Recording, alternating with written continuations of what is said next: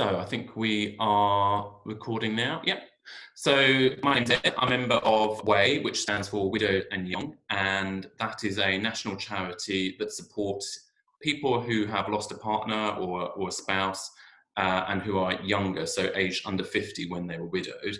And what I'm doing today is talking to Michael Cashman. So Michael is obviously an actor, politician, activist. People who watched EastEnders back in the 80s will know Michael from playing the role of Colin Russell. So first gay kiss in the UK soap opera. After that, you've gone on to do things like co-found Stonewall, the LGBT rights charity, and you've also been an MEP and now a member of the House of Lords. So what we're doing today is obviously sharing some stories, I guess, about grief and bereavement. It's Men's Health Week at the moment, so really interested to speak to you, Michael, about your experience of being a man and sort of what that means about and how you've sort of accessed support and so on, and how you've kind of got through that really difficult period, and also really interested from an LGBT perspective, I guess, and sort of understanding whether there's anything particularly different or unique in the experience of being an LGBT widower. So I guess without further ado, maybe I'll sort of turn it over to you and just sort of ask you about your about Paul and about your story together. Maybe if you could sort of tell us a few words about him and so on.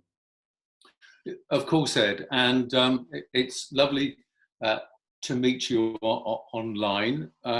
You have to excuse the COVID coiffure because, like everybody else, I haven't. I'm abiding by the rules, and I'm not going to. Well, like nearly everybody else, I'm abiding by the rules. And widowed and young, it's great to support WAY. It came to my attention fairly recently.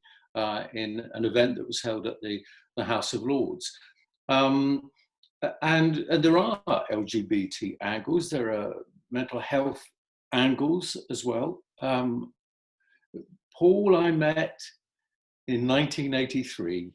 I was 32 and he was 19. And I write about it extensively in my memoir, which is going to be featured in WAY's newsletter, and it's entitled One of Them.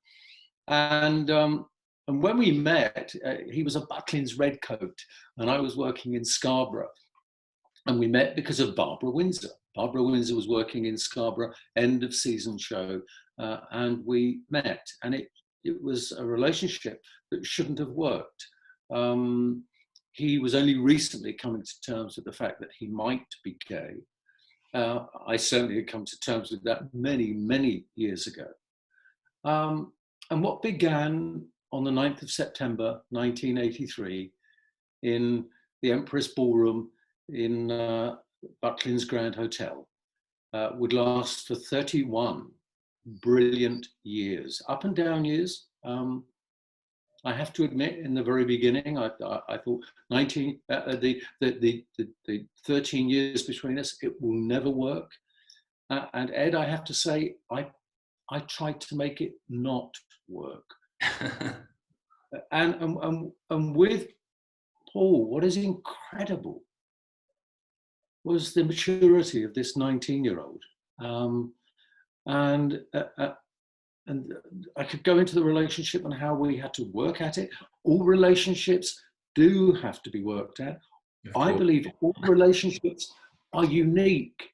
I mean, you and your relationship would be so different to mine. And this idea that we all fit into a box is so false. So we developed our relationship, a very different relationship. We nearly split up quite a few times. External pressures when I was setting up Stonewall. He became an actor. And he also, he taught me that I was worthy of love. And again, I deal with, in my book, I deal with some of the darker things that happened to me, certainly as a child and a teenager, that convinced me I shouldn't be loved. And so, in my mind, we all develop a narrative, don't we, when we get into a relationship? I mean, did you, in your relationship, you develop a narrative of where it will be in 10, 15 years. Did that Yeah, happen? I mean, when Jamie and I met, it was at university, first year of university, and I certainly didn't expect that to last a long time. We were together for nearly 17 years, I think. He died in 2017, and yeah, in those early years, I just thought, well, this is just a a short thing. It won't last, and like you said, like all relationships, there were sort of ups and downs and so on, but you you just don't know how things will pan out, do you? No, no, you don't. And certainly for you know, Jamie died in 2017. Paul died in 2014, uh, 6 years ago, Mm. this October. And interestingly, as the older man, when I stepped down from the European Parliament after 15 years as a member of the European Parliament, I stepped down so that Paul and I could travel, have more time, do all of the things we did. He didn't believe in putting things off, Mm. but he lived life to the full. But so when I stepped down in 2014, June 2014, the narrative in my head was all what we were going to do, and he'd be okay. He would, the older man, I would go first. Mm. And 4 months later, the cancer came back, a very aggressive cancer, and he died. And it gave me a landscape that I was completely unprepared for. Interestingly, and tell me, if I'm going on too much, but interestingly for me, I went into the House of Lords 4 days after he died. When I look back now, and when I wrote about it, I thought, how did I do that? And there is something about grief that is so raw, that hurts so deep, that it comes with an anesthesia. Mm. So that, do you feel that? Definitely. I mean, I'm sort of laughing to myself inside as I hear you say that. I think I went back to work after Jamie died about 5 days after he died, simply because I didn't really know what else to do. I thought, well, I could either just sit at home and do nothing, or going back to work just seemed the obvious thing. I didn't realise that actually I could, if I had wanted to, sort of take the time out and sort of have like more time off work to kind of rest and recover. And I think lots of people, that's one of the things that I found as being part of Way, sort of speaking to different people who have navigated that sort of really traumatic early period in very different ways. Some people have gone back to work very quickly. Some people have taken like a big breather. I think, you never know what you're going to do in that situation, do you? No, and interestingly, Paul's cancer, as I said, it was a very rare one, and it came back during the summer. We were away at our very old house in southwest Turkey. Mm. And so we were in and out of various hospitals. And when we came back, we thought we weren't dealing with cancer. We thought we were dealing with something else. And so he died at the Royal Marsden in London, and the care and the support that he got was incredible, and that I received. And interestingly, while we were there, we were planning for they call it an introduction into the House of Lords, where you go through the ceremony. And even he died on the Friday morning, even on the Wednesday, we were planning how we could get him from the hospital into the House of Lords with all of the support that he needed, so he could see me introduced. And now when I look at the short video that they give you of your introduction, there's a moment when my breathing starts to go, and because I look up, and there in the gallery are my friends, members of my family, and Mm. no Paul. Yeah. And I look up, and then I thought of him And as I did, this most amazing smile comes on my face in the video. Um, and so I didn't have to go back. But strangely enough, I thought, no, you have to carry on. Was I prepared for grief? No. As I said, the narrative in my head, I walked the streets talking to myself. I woke, I used to get drunk so I could get to sleep, so that I could wake up in the morning to do things, to get to the evening, to get through the next day, to do exactly the same. And luckily, a friend said, "Do you want me to find a counsellor for you?" And they did. I was battling with depression. I didn't know it was depression. I was battling with going back to my old issues about self-loathing and self-abuse.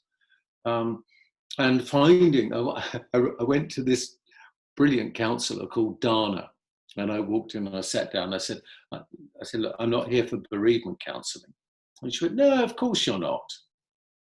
And of course I was, and it became clear. And it was the best thing I could have done. And I still say to people, counselling, therapy, if you can, get it. Yes, our friends and our families are brilliant at supporting us unfolding, not unloading, because you don't unload. It's still there. So unfolding about how we feel. But to be able to sit down with someone and do that for 30 minutes or an hour and walk out and never have to think twice about what you say makes you lighter and makes you aware of how you feel. But we can all, I'm happy to talk about the aspects around LGBT, around the depression, and indeed 6 years later, where I am now. I used to say my life's a bit like a library book.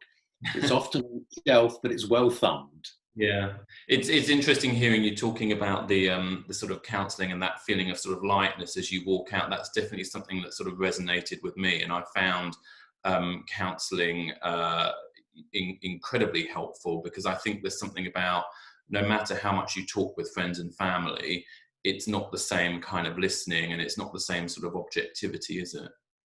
No, and of course, at the back of your mind, you've got this voice saying, you've said that before, your family.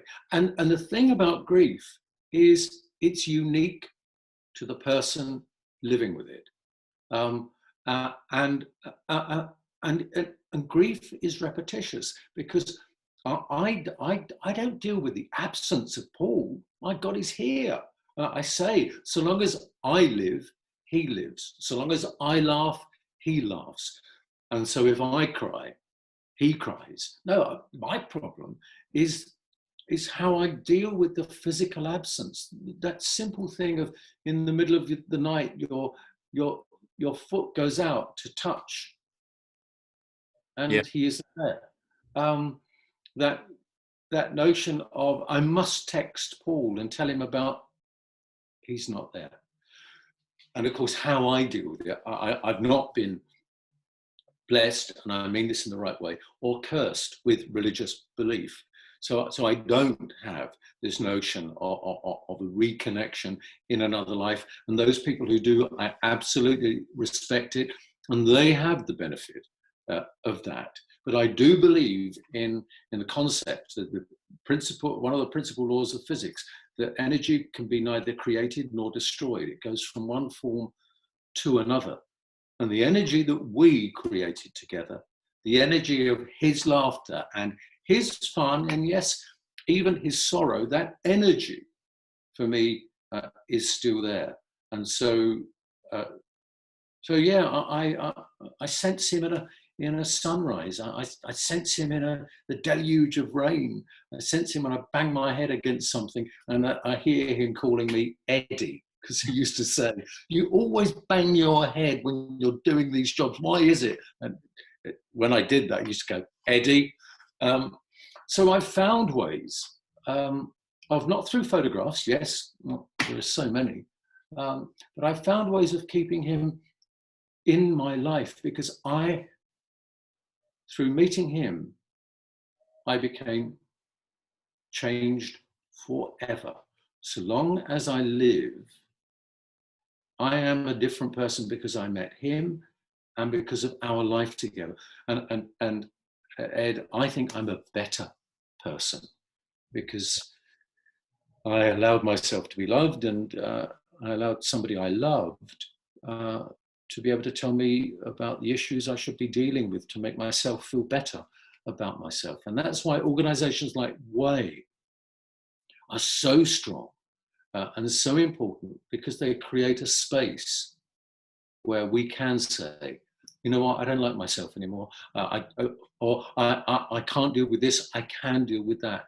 The ability to open and express means it no longer pulls us down like a lead weight. We lift. Yeah, I think what you described there in terms of the benefit of an organisation like Way really hits the nail on the head. I think that when I talk to sort of other friends that I've met through Way, that's one of the things that they say is so powerful, that ability to talk. It's not like a one-on-one therapy type relationship, but just meeting people and being able to talk with people who get it, who understand all the sort of ups and downs that you're going through, who understand the kind of absolute sort of trauma that you're experiencing one moment, and then delight at the next moment, and that kind of roller coaster of emotions that just kind of go on and on. It's really powerful and important, I think, to be around that. And being within an organization that has so many different people bound together by just one thing, and it's not something we have in common, because each of us have a completely different experience of life and death, and life post our husband, partner, wife dying. And when I first came in touch with Way, she was there and she said, yes, I lost my wife. Mm-hmm. Oh, the utter relief. Because the other thing about being LGBT or LGBT plus is that not only are you dealing with grief, but also you have to face coming out again and again and again. So if you just say my partner, like I said to someone, my partner, oh, when did she die? And I said, no, he was my husband. Now, strictly, Paul and I didn't marry. We had a civil partnership.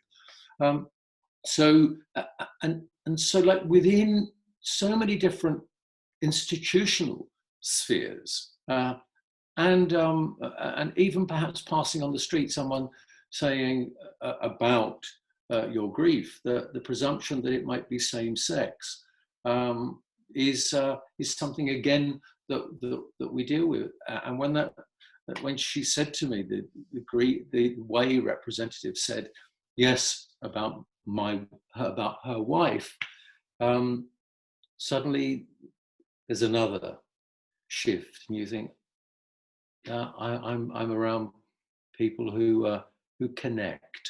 Exactly. That sort of LGBT specific experience is really interesting. A lot of people say love is love, grief is grief, and I definitely sort of agree. No matter who you are and what your relationship was, that sort of grief is universal, but definitely resonates that idea of sort of having to come out every time when you talk about your bereavement.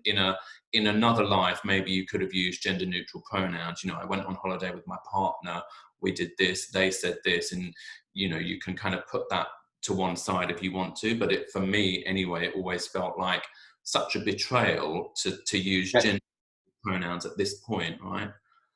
I couldn't conceive of doing it. It's like when I wrote the books, people said to me, why did you put those things in? And I said, well, if I don't, it's a disservice to my relationship, and it's a complete undermining of Paul. But this thing about presumption of relationships and your wife, Paul and I,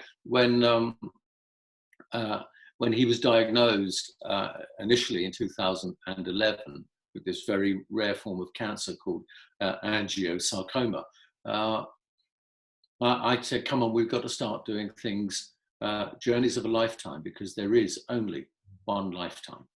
And we all went on this amazing cruise to the Antarctic. Wonderful, wonderful, wonderful. And I was lucky, and he was lucky in that we could afford it. And I said, come on, let's do it. And on the ship, it was Holland America line. They have a walk around the ship. You do so many walks around the ship to raise money for cancer care and cancer support. And you get the T-shirt. And so just before, it was typically kind of American, they said, everyone come forward who is a survivor of cancer. So we went forward, and Paul went to me, what do you mean you're standing here as a survivor? I said, have you forgotten that 4 months after you had your diagnosis, I was diagnosed with one on my kidney? And he went, oh yeah, I remember now.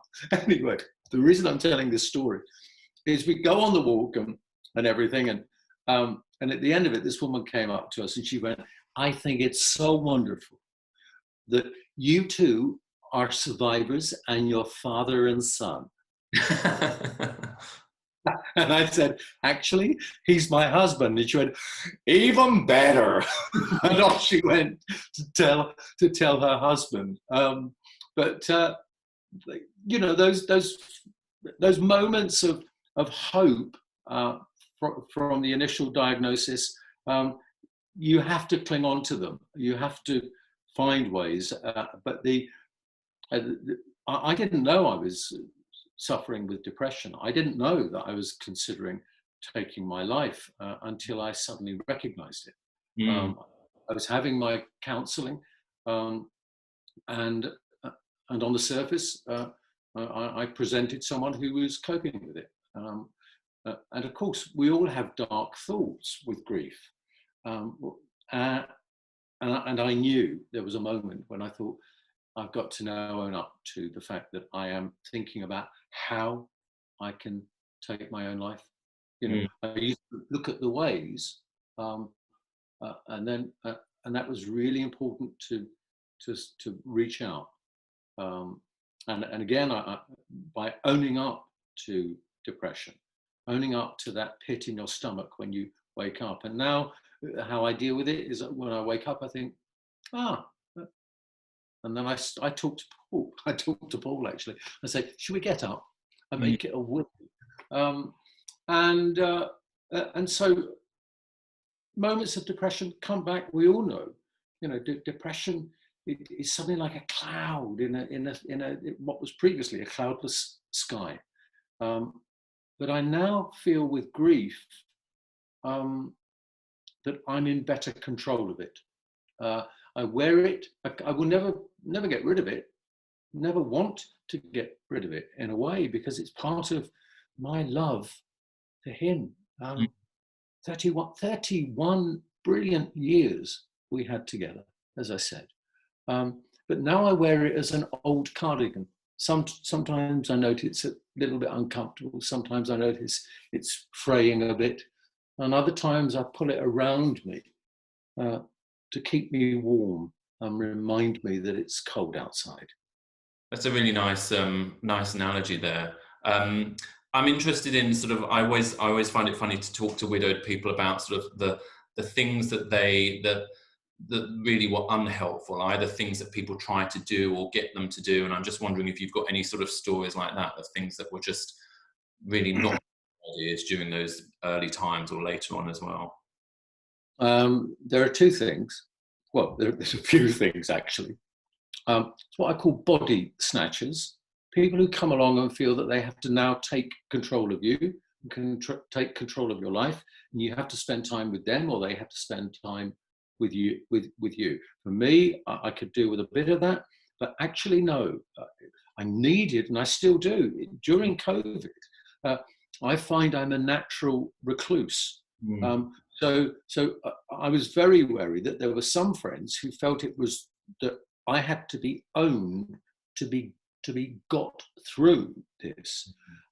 The other thing is that some people do see you as vulnerable, but they also see you as being a potential source of help and a source of funds.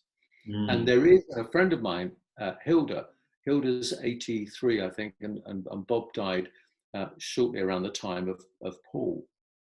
And Hilda and I both experienced this, that people came to us who needed money, and you give it because it gives you a sense that you can make things better.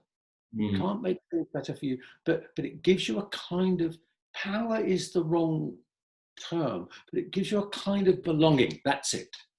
Because that's the other thing.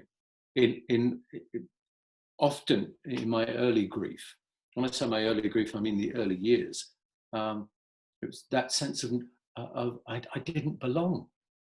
It was Michael and Paul and Michael. It's almost half of you's gone, right? That was the feeling that I always had. The half of me, particularly if you've been together over 30 years, you know, that's such a big part of your life that's suddenly not there anymore. Yes. I said to him on his 50th birthday, because again, as I said earlier, he died at the age of 50. His birthday was in May, and I suddenly saw him in our apartment in the midst of this wonderful party that he'd organised. And I thought, oh my God, look at him. That 19-year-old that I met, he's at the centre of it all. And he never really was a young man. He always used to say to me, Michael, you're a young soul, aren't you? And we met this guy in New York, and this guy said, what did you say? He said, oh, Michael's a young soul. And he said, yeah, and you're an old soul.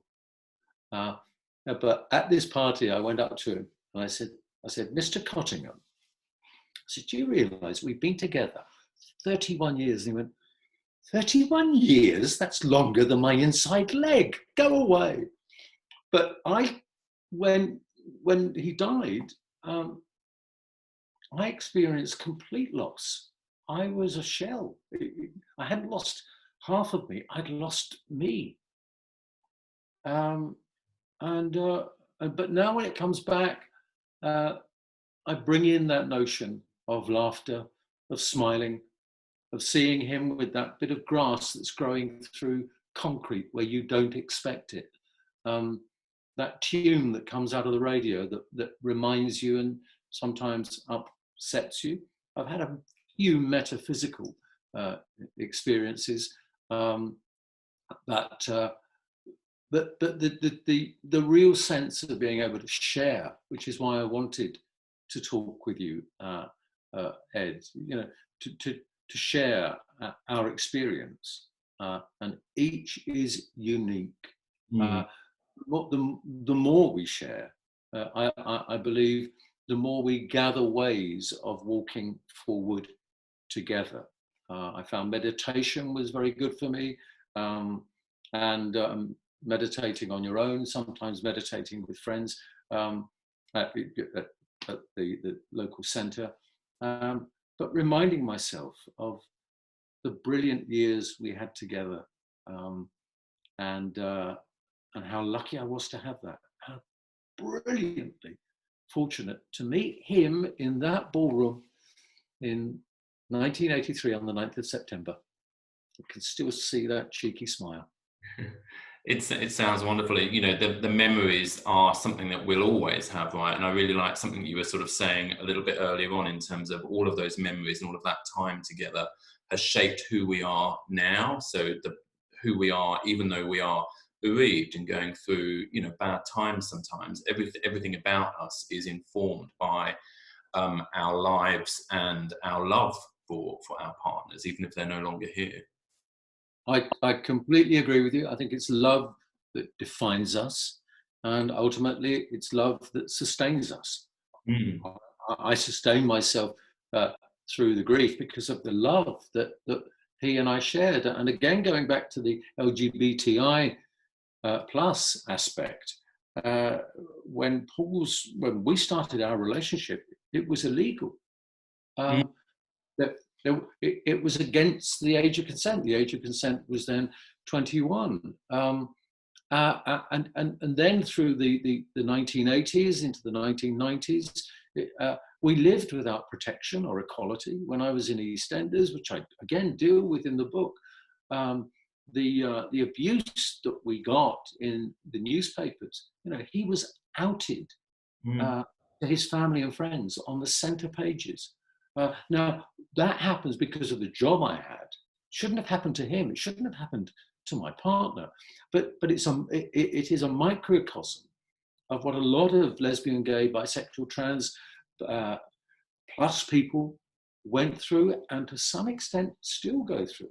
Some people who are within religious communities and of deep religious faith and belief, or in other areas, perhaps parts of the United Kingdom, or because of their family's belief, they sometimes have real issues coming out and having people accept the absolute legitimacy and equality of their love and their relationship. I read something for Amnesty International. They're doing a Pride. It's called Pride Inside, this being Pride Month. And I read a bit from the book where Paul came to London and he suddenly kissed me in public. Now, we could have been beaten up. We could have been arrested for behaviour likely to cause a breach of the peace. And I said, I read this piece and then I said, what is it that people don't understand about a kiss, about love?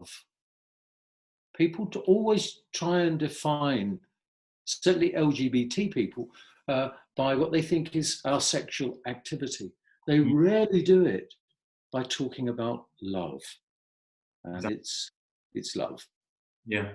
And I think that was, it's worth saying, that's one of the things that I have found so good about Way, is just how inclusive the people in the organisation is. Because going back to sort of what we were saying earlier, I felt so vulnerable being a widowed person and having, the idea of sort of opening up and sort of, being vulnerable in front of people was really quite daunting. But I've always loved the fact that everybody at Way is so inclusive and people are always so interested to hear each other's stories and let people share. And, no matter if you're a man or a woman, or you've been married or not married, or 30 years together, or, 3 years together, or whatever, it's, there's that sort of commonality of experience for everybody. I think you put it perfectly, because you said inclusive. It's not about, some groups tolerate, accommodate. No. Inclusive. Inside the same, treated the same. And why is it that we need to be treated the same? Well, because the one same thing that we have in common is that we're all different. So you are there, sharing, never judging, being open, and that's when that meeting, that chance meeting that I had in Portcullis House at the grief, I think it was the Grief Awareness Week, and that's how I found out about Way, and so in one snatch, the opening snatch of a conversation, I got the whole thing that it was about. The inclusivity, the embrace, that doesn't suffocate or pull you in, but is just there. And so, rather like you, I'm extremely lucky and extremely pleased that Way is in existence. Do you think there's anything that needs to be done, or sort of how do we sort of raise awareness generally amongst the population about what bereavement is like? Because I'm sort of thinking about some of the examples you described about people sort of coming to swoop in and wanting to sort of take care of you and control you. I'm making assumptions that those people may not have had direct experience of bereavement, and those therefore sort of didn't really know how to act or support someone going through that. So I'm just wondering whether you've got sort of any thoughts about how you raise awareness of the issue generally. I think we raise awareness by talking about it, by telling our stories, and then might connect with a bit of your story. It's why I'm passionate about being open about if you suffer with depression or you know, I have an addictive personality, and so. And again, just going back to that book, this isn't about promotion, but I've put things in that book and people said, why have you put those things in? I said, well, because I'm saying that you have to own everything that's happened to you in life, including the darker parts, otherwise they will end up owning you.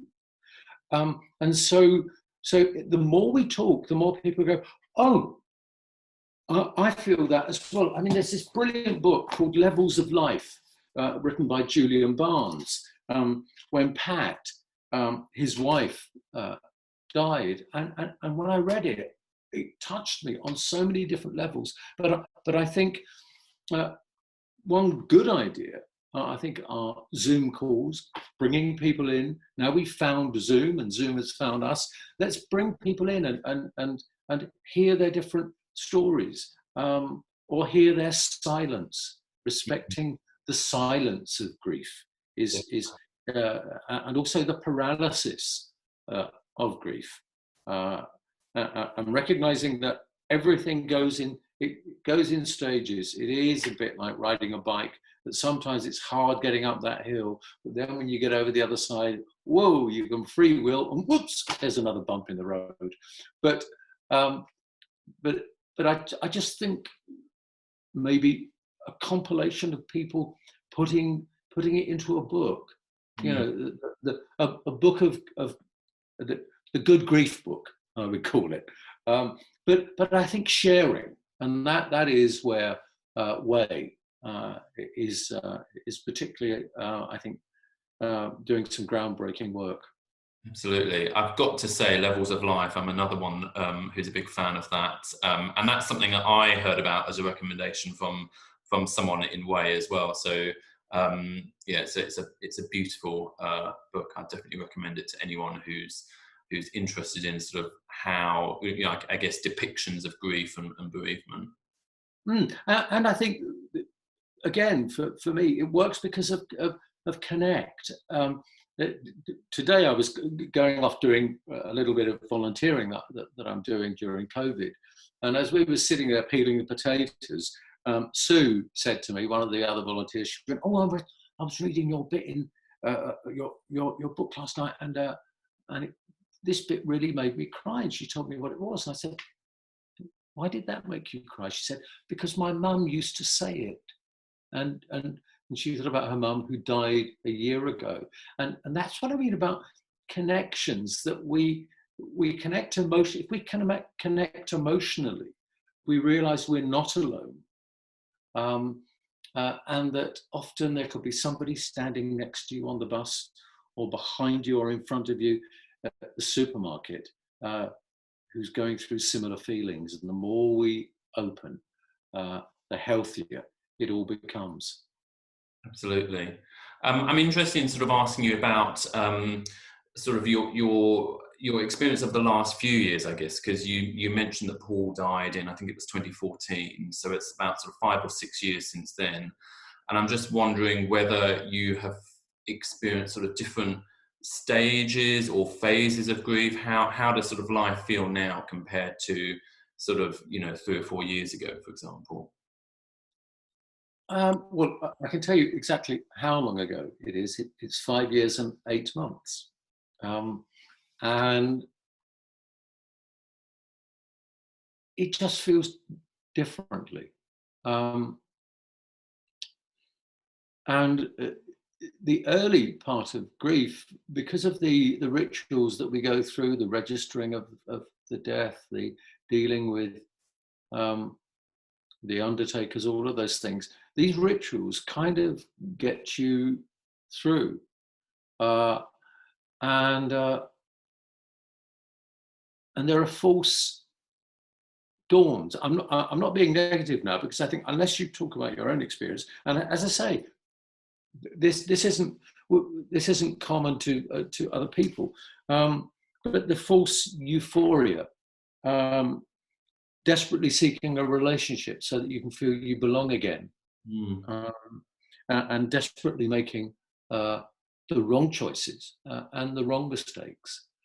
But somebody once said to the Queen Mother, those who are young enough and don't know, was the Queen's mother, Queen Elizabeth, and she lost her husband in 1952, and she lived, I think, about another 60 years. And somebody said to her towards the end of her life, what's it like? Does it get better? And she looked at this person and she said, it just gets different. And I'm 69. I'm not looking for anyone. I don't necessarily want to be with anyone. I don't like my life cluttered up. And that's a joke, by the way. But Paul will be with me until my last breath. Forever changed. Forever changed. And that's how I've got through all of the contours of grief, and realize that actually, you know what, and this might sound outrageous, sometimes grief is your friend, because it reminds you of all of that love that you've been given and all of the love that you've given.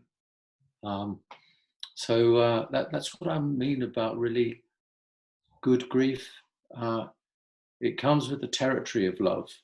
It's a wonderful line in a play called, I've forgotten the name of the play, but it's a wonderful line, and it's one of my favorite plays, The Inheritance, which I saw 5 times. And he says, you know, to fall in love is to make an appointment with heartache. The two are inseparable. And that's why you must never waste a day, never waste a moment. Pick up that phone and just say, I just thought I'd let you know I love you. I know you're in the middle of something. Yeah, I know I'm mad. And then put the phone down. There's never enough time. You can't take a mortgage out on life or love. And expectations and life cheat us into believing that we can. And so when I look back over the 6 years, I still haven't dealt with his physical absence, but his spiritual presence is something. 18 months after he died, I didn't think I would ever find sustenance in. But Ed, I think we each have our own story on this, which is why, because all of our relationships are unique. Absolutely.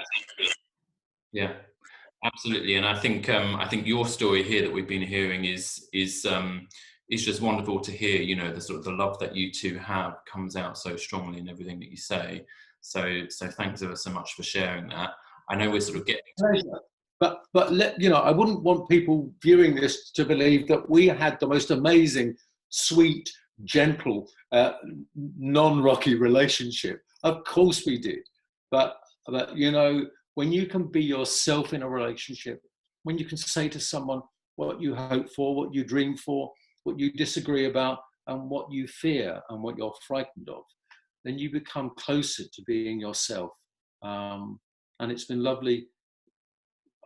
I thank you and Wei for allowing me to share just a little of how I feel and my experience of love. Well, it's been a theme that we've been talking about, the importance of sharing stories, both for our sort of healing, but also as a way of keeping our loved ones alive. And I guess that's what this is. And I'm sure that everybody who gets to watch this will agree with that. So thanks ever so much. I'm going to turn the recording off now.